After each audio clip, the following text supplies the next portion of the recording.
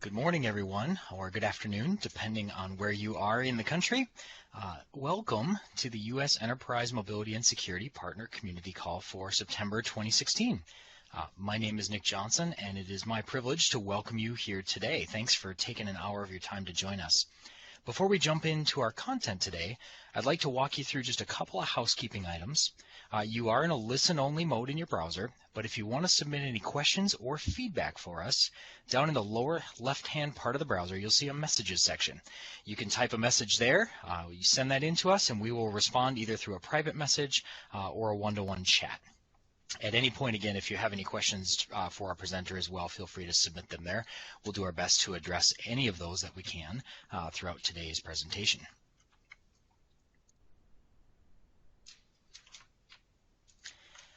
I'd also like to remind you that today's call is being recorded on behalf of the Microsoft Corporation, so if you do not consent to being a part of a recorded call, you should disconnect now.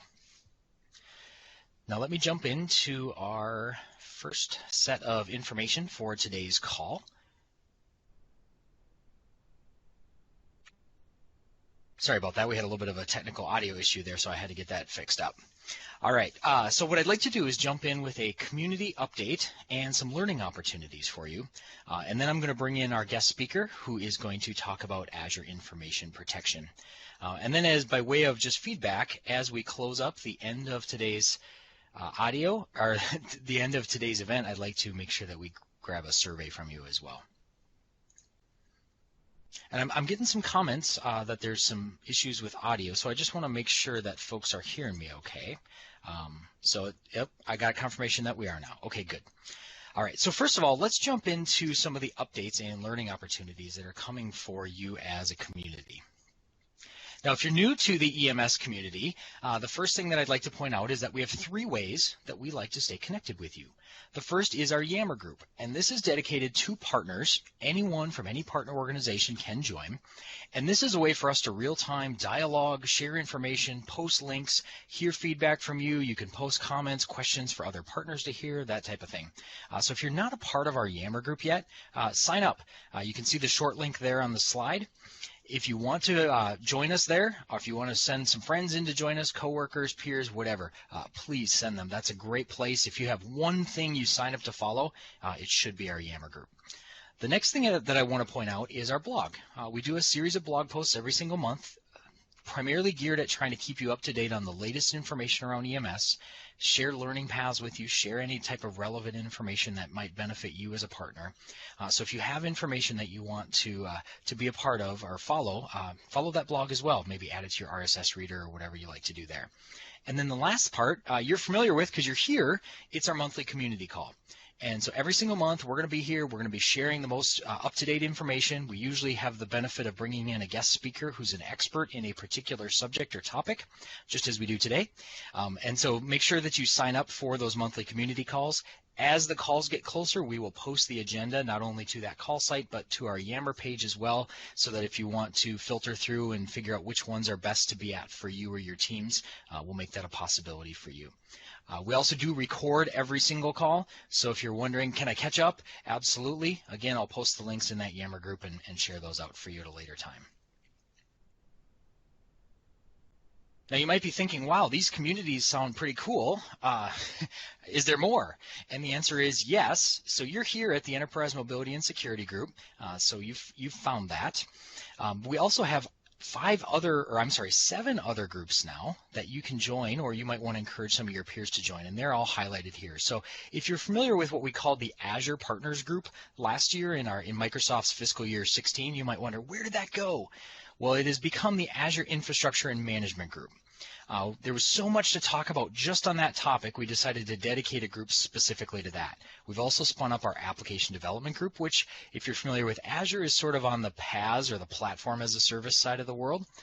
We also have spent some time now to spin up a group on Data Platform and Advanced Analytics. So think Big Data, Power BI, everything related to that, SQL Server included. So if you've got folks in your world that are a part of the Data Platform and Advanced Analytics community, encourage them to join that. And then the last one that we just added, you might have counted the slide and said, wait a minute, you said 7, but there's 8. I said 8, but there's 7. That is true. We just launched the open source solutions community. As you know, Azure is exceptionally a friendly platform to running the open source solutions on. And so to help partners who are having those type of conversations with customers and getting built up like that, we want to create a community for you as well. Their first community call is actually going to happen next week. So if you have anybody in your life or in your company that would benefit from being a part of that, please be sure to share that with them. And I know at this point of the presentation, I always get the question, are you going to make these slides available to download? Yes. I'm actually just here in a few minutes. I'm going to post that link into the messages section of your browser, so you'll see that pop up, and you'll be able to download them from there. We're just waiting for that upload to complete here. So just a few minutes, we'll make those slides available for you. Now, I want to dive into 3 specific learning opportunities that we've set up for you as partners around EMS that I think you're going to benefit from, and they all sort of talk to a different part of the audience here. So the first one would be for folks who are having some sort of value proposition or sales discussions or maybe even technical sales discussions around EMS. We've found that one of the most popular ways and effective ways to drive that conversation is through actually a whiteboard demo. And so what we've asked is some of the folks at Microsoft who are really good, they're going to come and do a call next Wednesday afternoon for 90 minutes and show you how they do their whiteboard demos and how they engage with customers that way.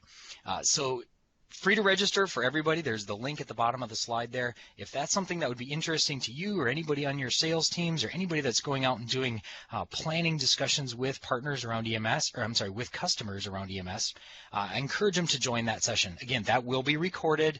So if you sign up at that link there and you can't make it that day, you'll always be able to catch up with the recording. The second learning opportunity that I'd like to point out is we have a Enterprise Mobility and Security New Features Workshop coming up.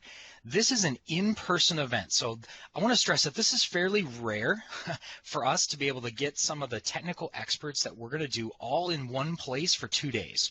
So don't miss the opportunity to come and hear from, including our guest speaker today and some of his peers. They're going to be going around to 4 locations around the U.S., and they're going to be doing a deep dive over 2 days on some of what we call the newest workloads or the advanced workloads in EMS.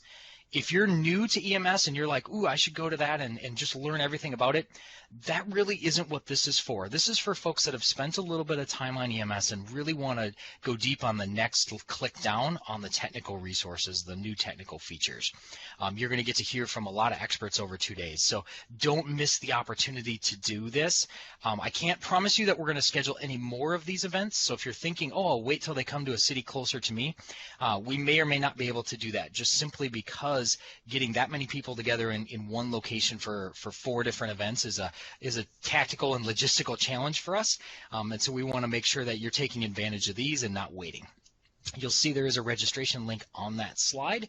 And again, we just encourage you to do that. There is a little bit of a cost associated with it, primarily to make sure that we have the facility set up for you and be able to provide food over the course of those 2 days. So if you're thinking, oh, the cost, that might be a barrier, because there's food, it should hopefully defray in the overall T&E costs as well. So just want to be aware of that so that you're alert to that up front.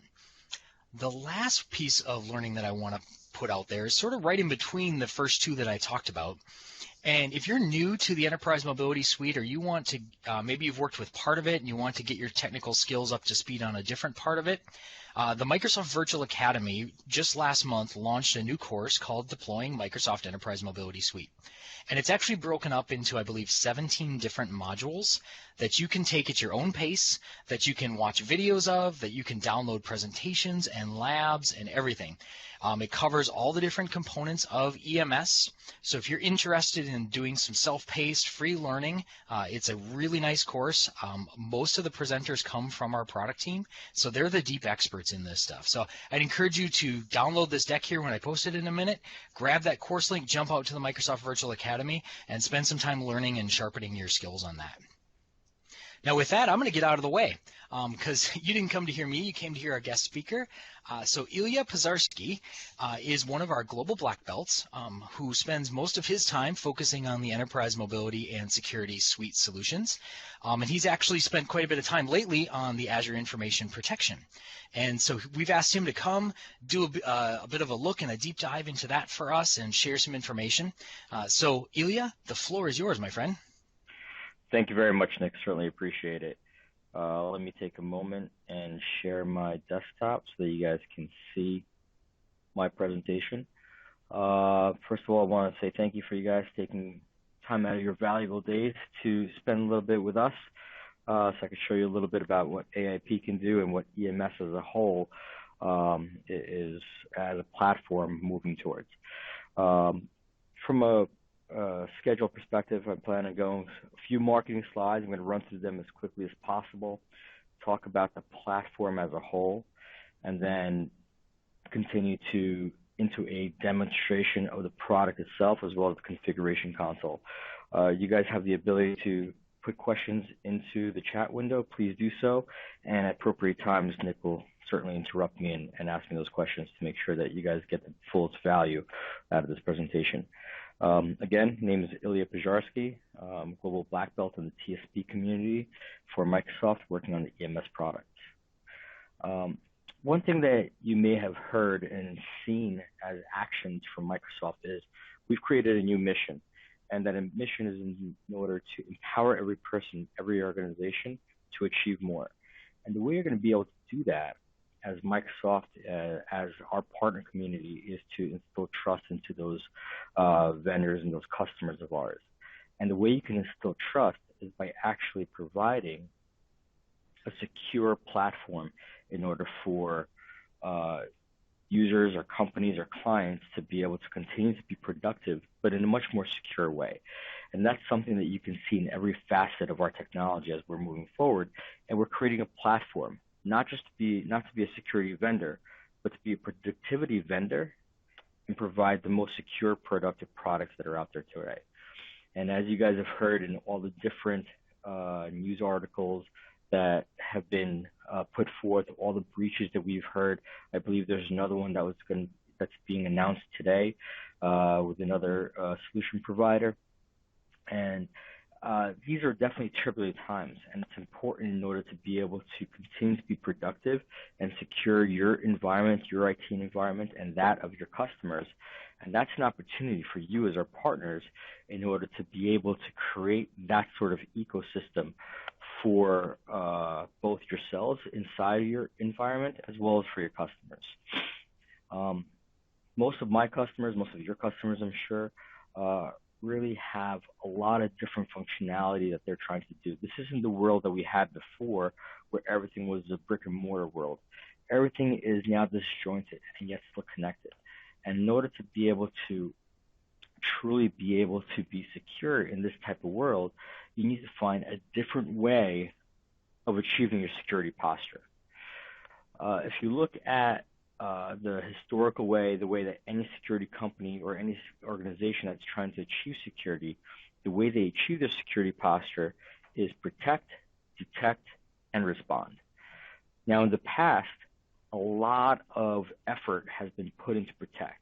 We thought that if we put up enough walls, if we secure our environment well enough, then no one's going to be able to penetrate it and we'll protect our data assets. What we've seen in the world today, especially as we've poked holes into our perimeter and exposed ourselves to the cloud, to bring your own device, to being able to work from home and from anywhere, really, is protect by itself does not provide you the security that you're looking for. We now live in a state of presumed breach. We believe that every organization that's out there in the world that has of real value has been breached at some point. Now, what has that breach done? That hasn't been determined yet. But what we've shifted our efforts to is not just from a protect perspective, but really shifting to detect and respond in a much more efficient way. The stats are that I think that after a breach, most breaches have been in an organization for about 240 days before it's even been detected, and then X amount more time before you can respond so you can be in a protected state again. So to be able to be much more efficient and much more secure in your environment, that detection and that response must come a lot faster. This way you can protect yourself. Now, how is Microsoft achieving this? We're achieving this by creating a platform using intelligence that we have as a cloud vendor and as Microsoft with endpoints all over the world and more endpoints than any other company that's out there in the world today, and being able to use all that information and that intelligence and leveraging the partners that we have, partners such as yourselves, but also technical partners that we have in the field, such as other security providers, in order to achieve the most secure, productive environment that we can. Let's start talking about the platform.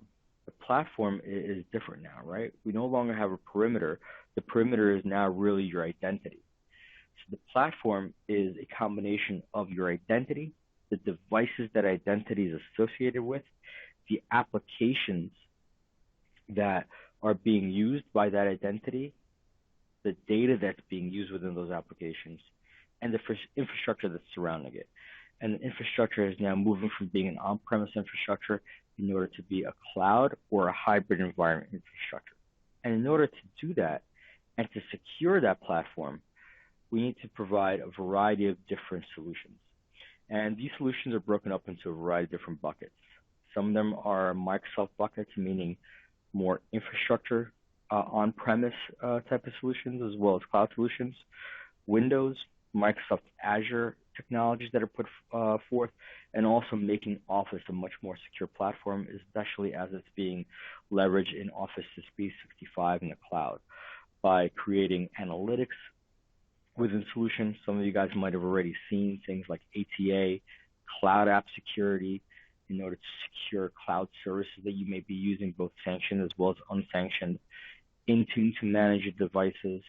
On the Windows side, creating Windows ATP, Advanced Threat Protection, Enterprise Data Protection, which is now being rebranded as Windows Information Protection, which allows you to secure things on your Windows 10 devices.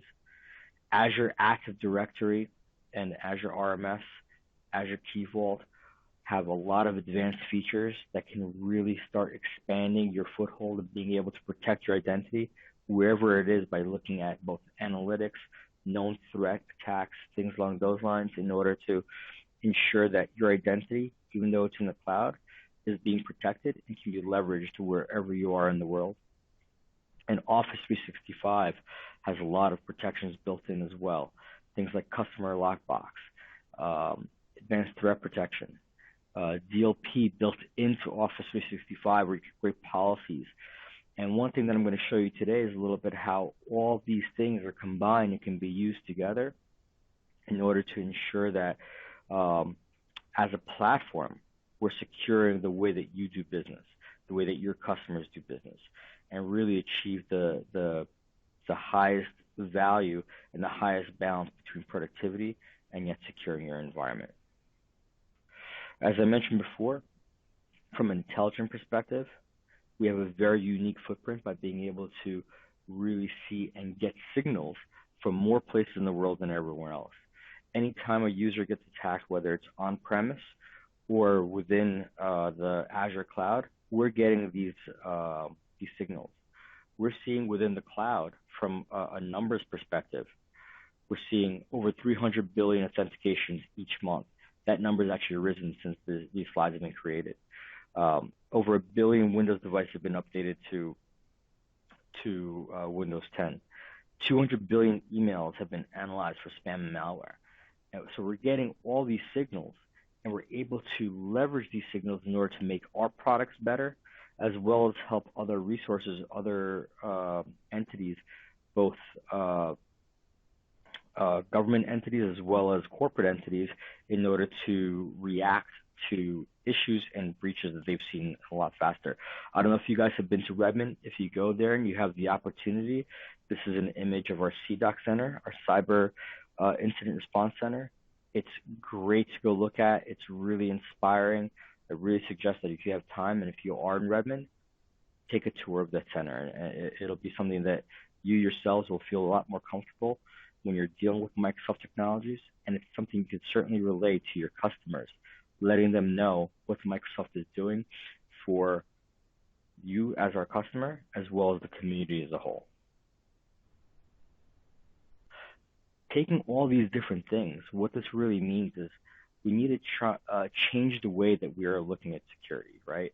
This is a digital transformation, not just at Microsoft, but in the world today, and the way that security needs to be looked at. When we're looking at transitioning into the digital transformation, users are now looking at cloud technologies. They're making choices that are not always compliant choices. They're not always the most secure choices. They're trying to be productive. So we need to be able to control that aspect of it, and that's where AIP really starts coming into play, as well as a lot of the security policies within the Microsoft platform. New attack landscape. Just about everybody's credentials have been stolen. If you ever shopped at Target, if you're JP Morgan customer, if you're basically any sort of Home Depot, your credentials have been stolen. Your information has been stolen. So you need to find unique ways in order to be able to protect those type of attacks, those type of situations, and yet at the same time, the traditional security solutions are not up to par. They either provide a lot of false positives, are not up to the challenge, or they're way too complex to implement. So we're providing a holistic, meaning both hybrid as on-premise as well as in the cloud approach to secure your environment. It's identity-driven, and identity, as I said before, is the new perimeter. And we're using intelligence in order to be innovative in the way that we're protecting the users from these types of cloud attacks. Again, I'm going to skip through some of these marketing slides. Let's talk about the platform again. I just want to show you this slide, and this really depicts how all of our solutions are really interacting together. If you guys are aware, AIP came from a solution that was purchased by Microsoft earlier this year, from a company called Secure Islands. Cloud App Security came from a solution that was called Avalon. Same with Advanced Threat Analytics, it was a company called Arato. There's also homegrown solutions that Microsoft put in place, such as Azure Active Directory, Azure Identity Protection, RMS. These are all investments that Microsoft's made because we understand that in the world that we live in today, you need to have a solution, not point products, in order to resolve this problem and in order to truly provide that security landscape and the security posture that our customers so desperately want. And just talk a little bit about how these things come together. If we start with a traditional data center, you have your on-premise Active Directory. Well, again, we're talking about the fact that the identity is a new perimeter, so the identity is what needs to be secure.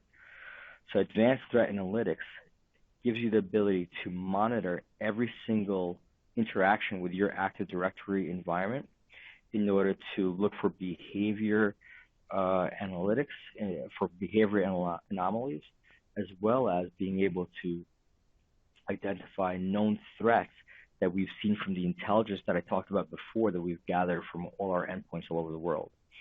And using that combination to be able to secure identities. Whenever something goes wrong, an attacker comes in and starts looking at resources that are outside of the norm of that user ID. If they're trying to do brute force attack or pass the hash attacks, all these things are analyzed, every single transaction within Active Directory, and can be created in order to report on and alert for issues that may occur.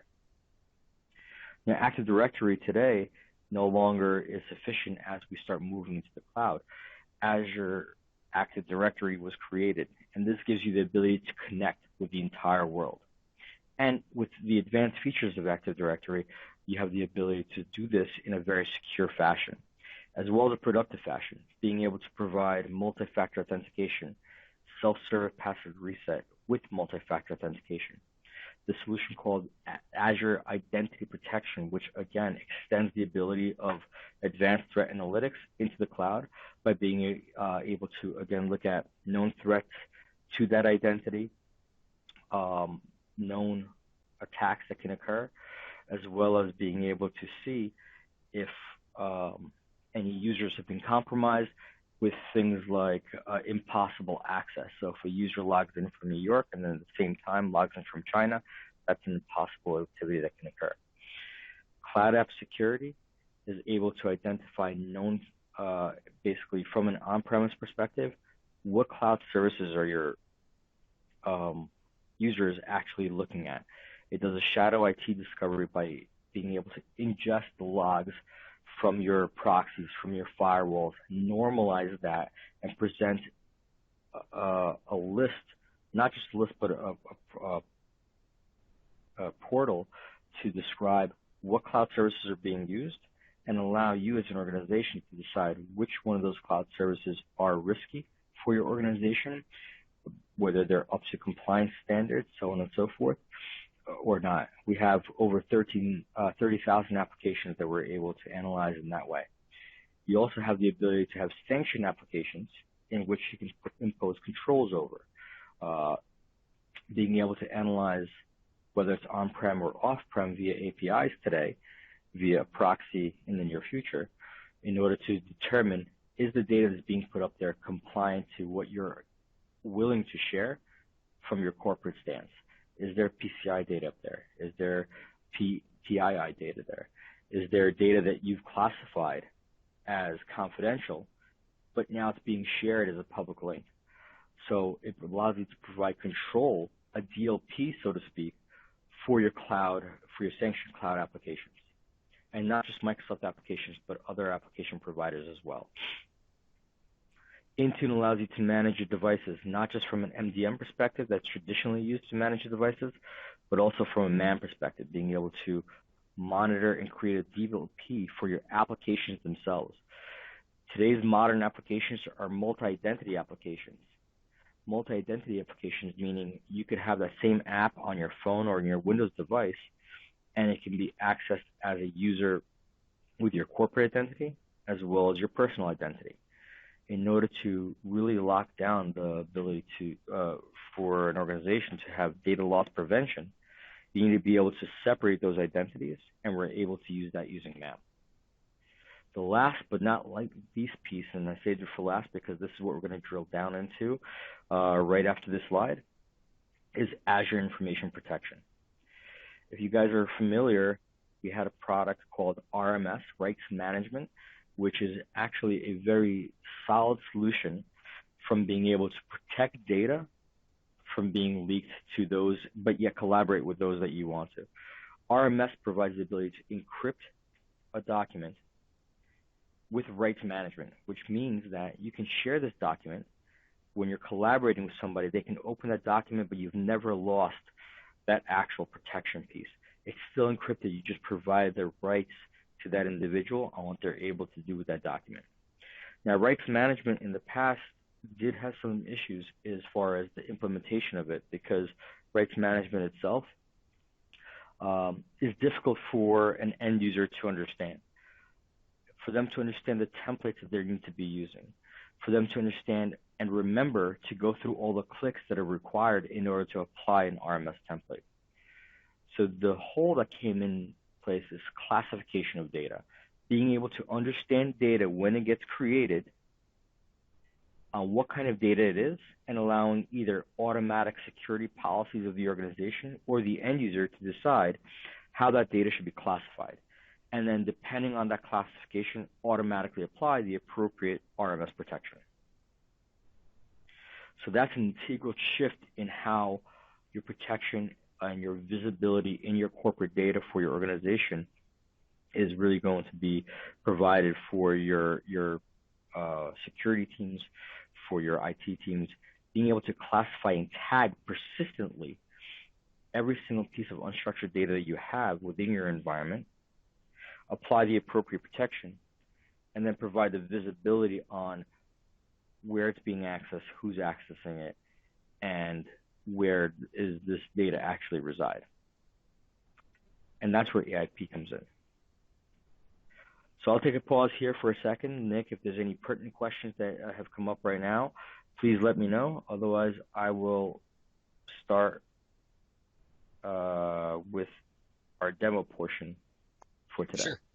No questions that have come in yet, but just as a reminder, folks, if you have questions for our presenter, down in the lower left-hand part of your browser, you'll see the messages button. You can submit questions there, and we'll do our best to answer those. I did also put a link to the slide deck into that messages section of the window there, so if you scroll through the notes that I've posted, if you want to download the slides, you can do that. They're on our Yammer group, so you may need to log into Yammer, but that's where they are. So, Ilya, back to you. Great, thanks, Nick. And yes, there are going to be some additional slides that I did not go into at the end of that deck, just for the sake of maintaining this conversation AIP focused. I left it at that. There are some more deeper conversations that can be had about some of the other products within EMS, how they tie together and how they can protect your environment. Obviously, feel free to reach out to us at a later time if you have any further questions along those slides that you may see later. So I'm going to start out here. What you may have noticed it's a little bit different than your typical Word document that you would open is I have a toolbar, an additional toolbar at the top of my Word document. This is my classification toolbar. This provides me a variety of information and ability with a single click of the button to provide some sort of classification. There's tooltips throughout that can be configured by the end users. As you can see, this gives you the ability to understand what any of these buttons really mean. One of the drawbacks of not having tooltips of RMS in the past is users were leery about doing anything that might impact business because they don't understand what applying a specific template will actually do when they start collaborating with this data. By having these tooltips, you're able to really give the users the ability to understand what kind of data this is and really give them the ability to decide on how they want to apply classification, therefore protection. Let me start off with a quick example of some recommended classification. And what is recommended classification? Let me start there. There are three ways that we can classify a document within an application. You could do manual classification. Right now, my policy actually has predetermined classifications internal. I have a default class saying that any document that gets created must have a classification of at least internal. This can be changed, but initial classifications would be internal. The second way that classification can be applied is through recommended classification. I put in some sort of text. The application recognizes it. It says, I believe this should be, for example, a specific classification. I'm going to put in credit card information. These are just, standard demo credit card numbers. You guys can take them. There won't be any reflection on that. And as soon as I hit save on the file, I'm going to save this file to my desktop. We'll call this one test 1. Save.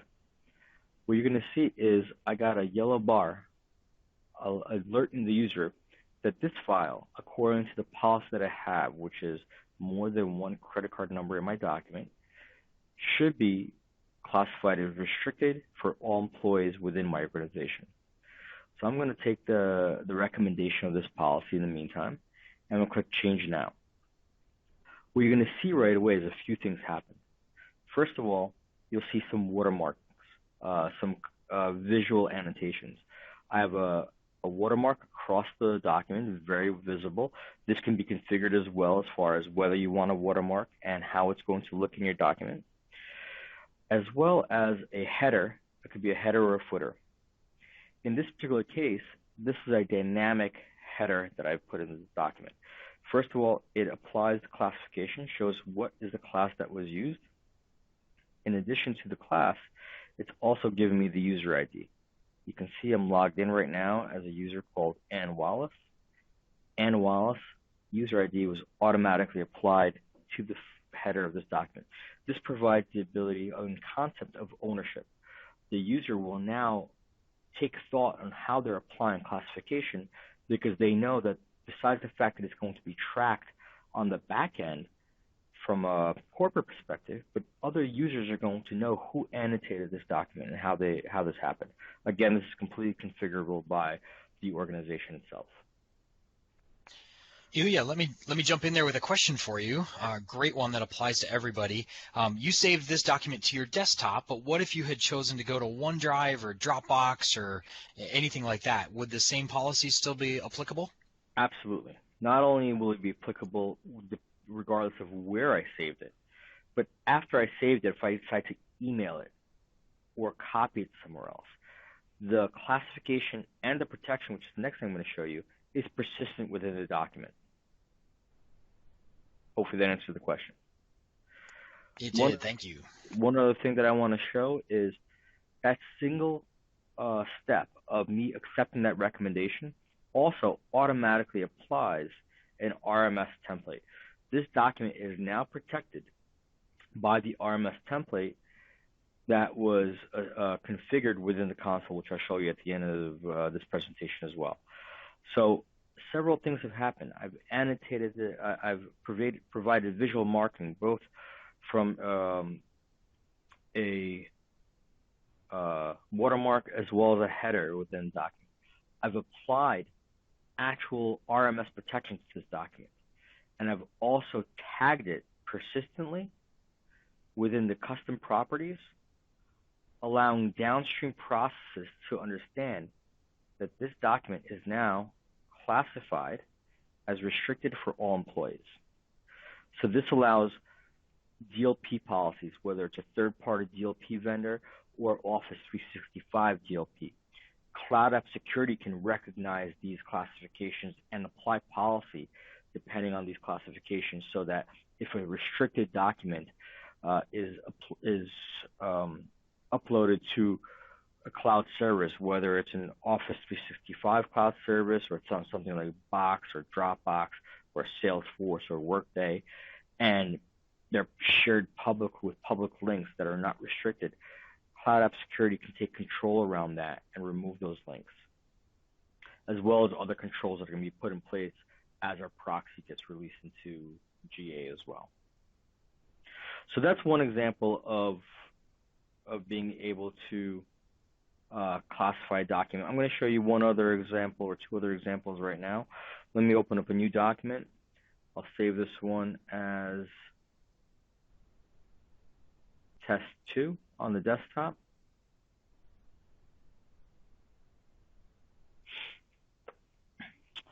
Now in this particular case, I'm going to take a different approach. I have a social security number in this document.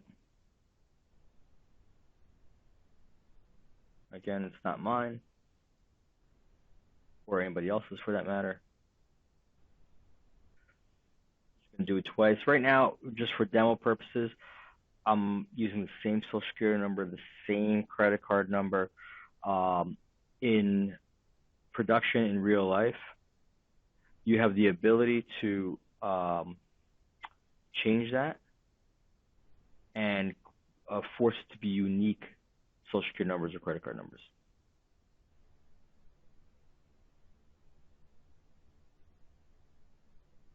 So something just happened here. Let me open up a new document. I think I overrid the policy for a second. I'm going to take a new document. I'm going to save this. We'll save it as test 3.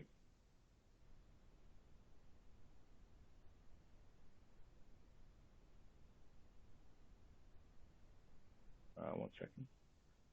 Forgot the policy does force me to have not just 9-digit number, but also SSN in there as well.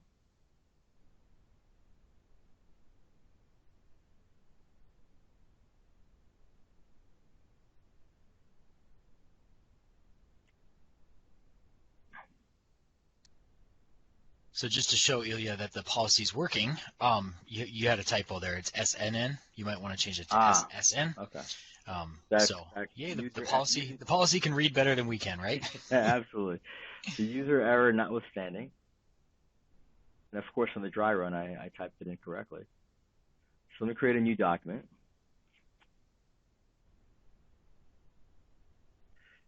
SSN, and we'll put in those social security numbers again. We'll save it to the desktop.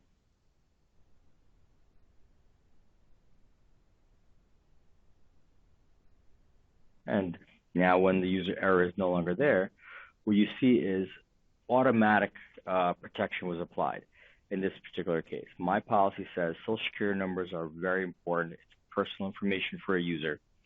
So automatically, again, the same watermark was applied. This time it's confidential to reflect the new classification that was applied.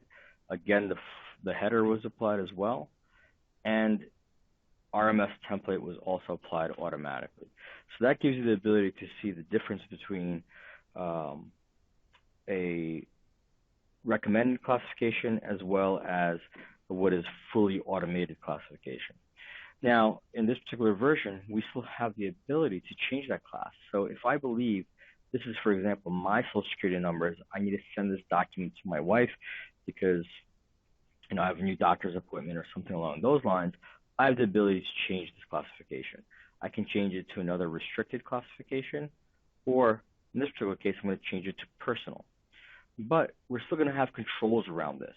We're going to force the user to provide justification around why they changed this classification to a lower tier, whether in free form or just with a predetermined, this label no longer applies. This is all audited by the system and can be used for forensic analysis at a later time.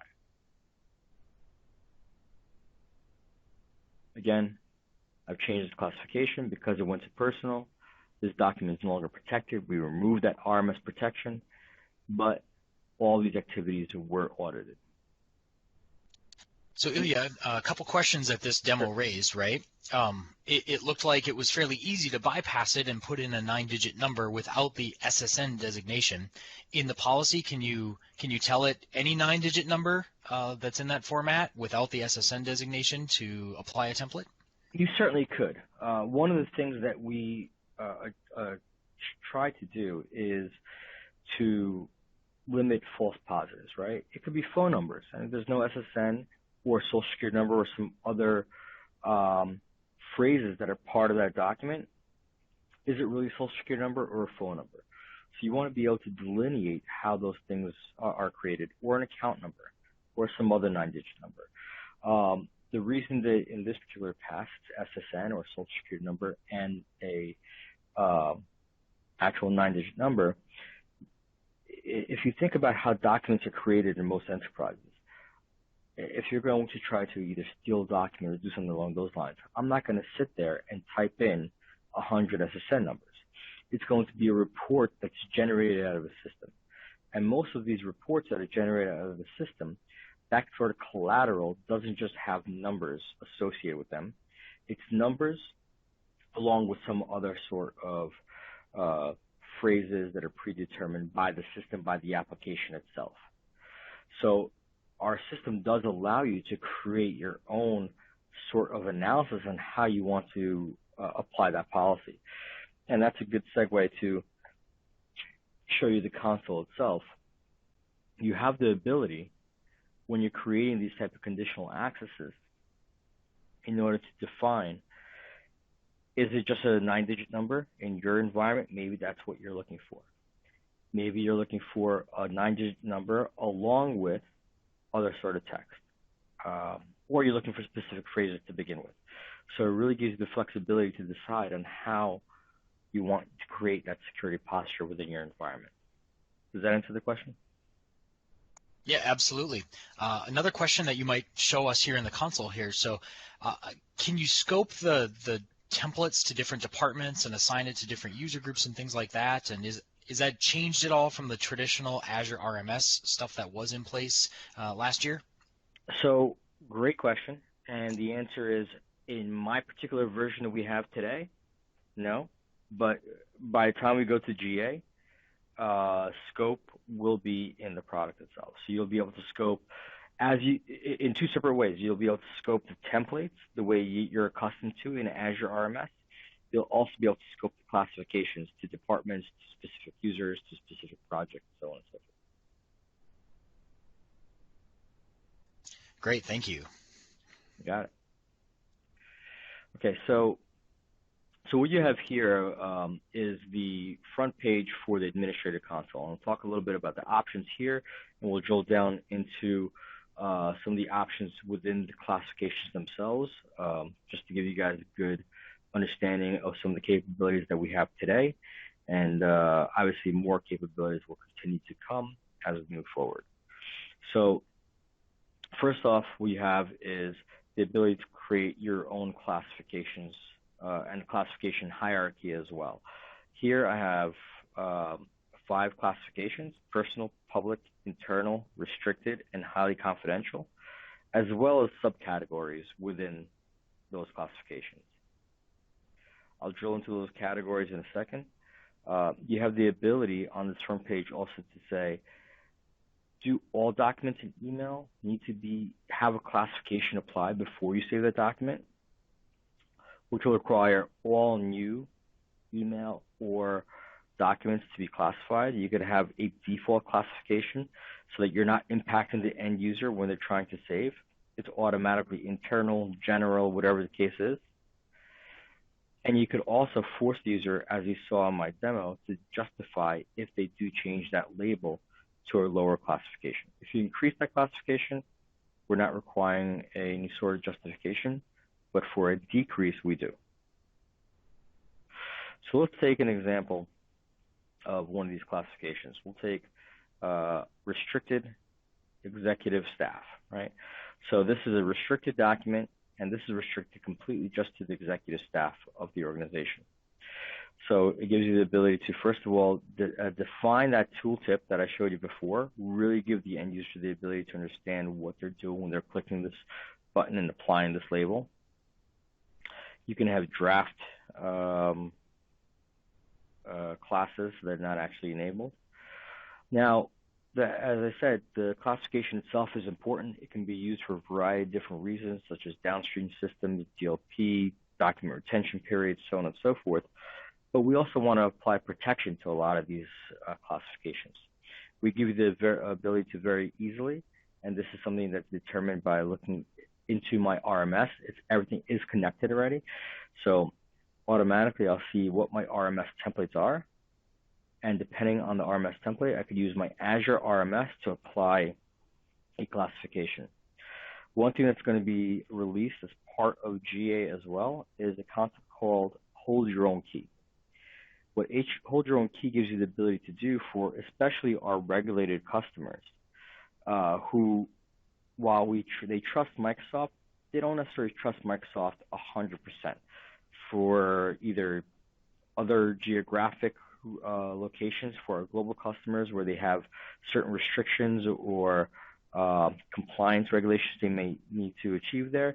But what hold your own key and allowing you to use ADRMS as the template gives you the ability to still protect your documents and be collaborative with Azure RMS with certain classifications, but for that top tier, for that major business impact, let's say the Coca-Cola formula or M&A conversations for large banks, it gives you the ability to use your on-premise ADRMS keys for those classes as opposed to Azure RMS.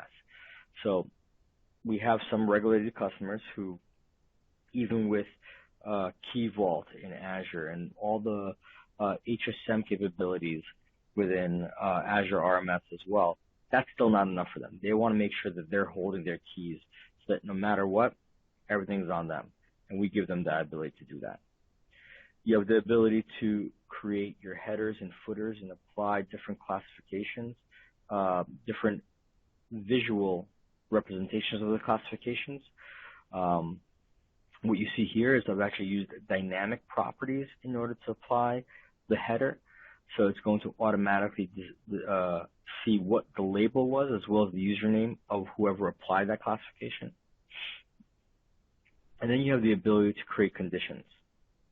Conditions are, again, the ability to either recommend or automate classification so it's out of the user's hands. And you can apply a variety of different conditions. Let's take a look at what you're able to do today with our private preview, and this is what's going to be available in GA as well. You can use a variety of pre-built regular expressions, such as credit card numbers, SWIFT numbers, Social Security numbers, IBAN, or ABA routing numbers. With certain of these built-in regex expressions, such as the Social Security number, you're forced, we're providing an additional thing. With credit card numbers, you saw it's just that 16-digit number. With SSN, we're asking you to also provide either the text of SSN, social security number, and we have those conditions, those definitions in a website which we could share with you after this call as well. You can decide how many occurrences of that condition should be applied. So is it one SSN number, or do you need at least 2 or 3? As well as, do those counts affect if it's the same number or not? Should it be unique values? So if I have just my SSN number, so this is just my information, and I have it listed 3 times in this document because that's what my doctor form actually requires, I don't necessarily want to kick off this policy. But if I have 4 or 5 SSN numbers that are all unique, that means it's just not just my number. I want to apply some sort of policy to it. You also have the ability to create custom values. So you could have an actual phrase, such as account number, or merger and acquisition, or quarterly balance, whatever the case is. You can have it as a regular expression.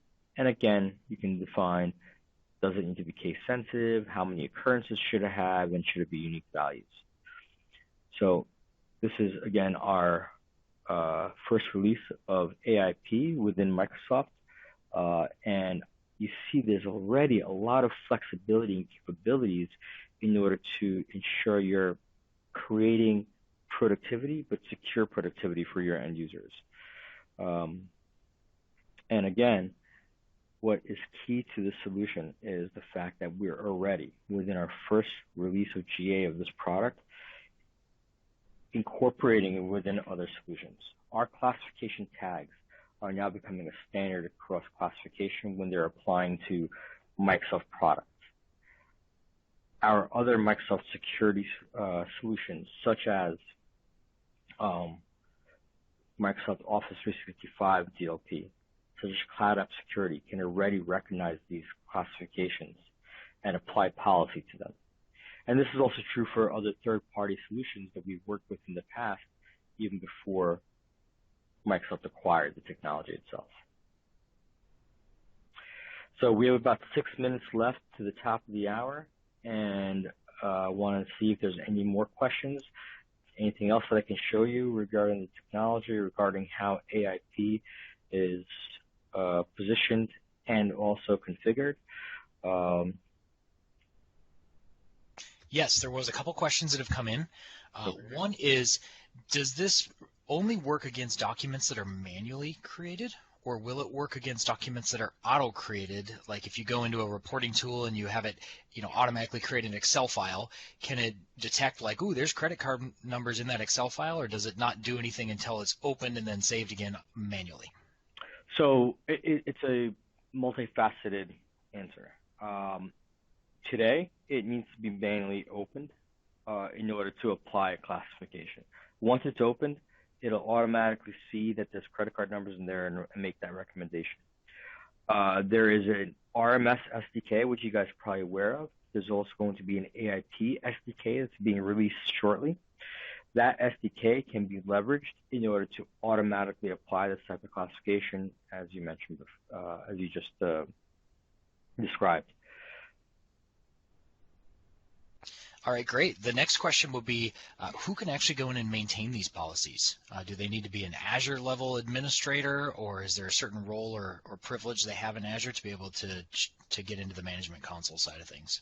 Today, it is an Azure administrator needs to be the one to configure this policy, both for AIP as well as RMS. More granular levels for our role-based access controls will be applied in subsequent releases. Okay, great. Speaking of subsequent releases, what can you share about when GA should be available for partners? GA will be available in October. The exact date I don't have for you right now. Okay. But that's when the initial GA release will be released. Subsequent releases, this is a cloud service, so we don't have to wait 6 months to release a new release, right? The capabilities within the console will be able to be pushed out. Obviously, we'll let our constituents know beforehand, but we'll be able to release those features both in GA as well as in public preview in a much more efficient and expedited manner. And that's also true for the client itself. Today, we're actually pushing down updates right to the client from the console, both for the application itself, but also if I make a change to any of this policy, by simply publishing this policy, I can push down the configuration changes right to every single application that's associated with my tenant and that's exposed to the internet. Now, for another question may be, what if I don't want to push down things automatically, or if I have certain machines and certain users that are not exposed to the internet behind a firewall that this will not be exposed to. We also have the ability to export the policy into an XML file and manually apply it, either manually or through some sort of SSCM or something along those lines. Fantastic. One more question that came in. Are there any changes or improvements in the way that the old traditional RMS sharing and tracking works now that we're integrating it with AIP? So in the initial release, I wouldn't say there's going to be too many additional improvements to the way that Azure RMS was tracking data prior to today. The RMS sharing app is going to be the same, but on the roadmap, I believe it's by the end of this year, it might be Q1 of next year, we're merging the RMS sharing app to the AIP application. It'll be a single application, and there should be improvements down that trunk line, but I don't have specifics on that today. Okay, good. Yeah, and if you want to stay up to date on the latest information when everything ships and that stuff, of course, we'll be posting it on our Yammer group, so you'll always be able to find that.